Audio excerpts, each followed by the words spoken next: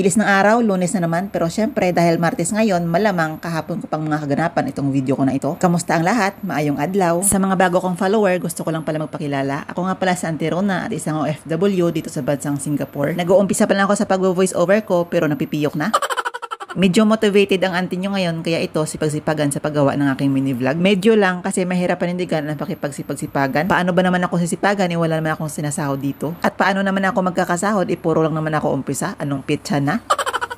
Anyways, dahil Lunes ngayon, general cleaning ko nga pala dito sa bahay ng aking mga amo. Tatlong palapag nga pala itong bahay ng aking mga amo, kaya sa hagdan pa lang exercise ko na sa araw-araw. At uunahin ko nga palang linisin itong kwarto ng aking alaga dito sa third floor, tapos pababa na lang ako ng pababa hanggang makarating sa may basement. Pero teka lang, habang ini-edit ko ang video ko na ito, napansin ko tong kaputian ko para na akong kukunin ni San Pedro.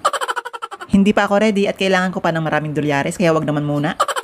Araw ng pag-vacuum ko ang pinakamahirap sa aking mga trabaho dito sa bahay ng aking mga amo. Kasi kailangan kong buhatin itong vacuum na ito mula basement hanggang third floor, tapos mula third floor at hanggang basement na naman. Buti sana kung flat lang itong bahay ng aking mga amo na pwede ko lang itong hilahilahin. Ang mahirap kasi sa vacuum na ito ay meron itong tubig bago mo siya gamitin. Mabigat na nga kahit wala pang tubig, mas lalo nang bumigat pag meron ng tubig. Tapos iakyat baba ko pa sa hagdan, ini-imagine nyo ba kung gaano kahirap dumaan sa hagdan na mabitbit na mabigat. Ang maganda dito sa vacuum na ito kasi malakas ang suction na pagdating sa mga alikabok. Lalong-lalo na pag ginamit mo itong vacuum na ito sa mga higaan at sa mga unan, ang lakas talaga niya makahigop ng alikabok. Masakit nga lang sa balikat. Maliit lang itong kwarto ng aking alaga pero maraming mga abubot na kailangan kong vacuumin. Lalo na ang kanyang mga stuffed toys, ang dami. Hindi rin pwede nakaligtaan na vacuumin ang kanyang mga stuffed toys kasi meron ding mga alikabok. Nakakapagtaka ko sa anong gagaling itong mga alikabok kasi sarado ng mga pinto at bintana nitong kwarto ng alaga ko. At kahit na araw-araw ka namang nililinisan, ay mga alikabok pa rin. Sa totoo lang, sa first floor lang talaga ang bukas ang bintana at dito sa bahay ng aking mga amo. Kaya nakapagtataka kung bakit hanggang doon sa third floor ay merong mga alikabok kahit na sarado naman. Lalong-lalo na sa mga sulok ng kwartong ito, dito talaga nagtatago itong mga alikabok. Nag-iisang anak lang pala ito ng mga amo ko, itong alaga ko. Babae at 18 years old na, magka-college na next year. Mababawasan na ang mga trabaho ko dito sa bahay ng amo ko pag wala ng alaga ko. Lalong-lalo na pagdating sa pagluluto. Parang excited na ako at nalulungkot din pag wala na ditong alaga ko dito sa bahay. At sigurado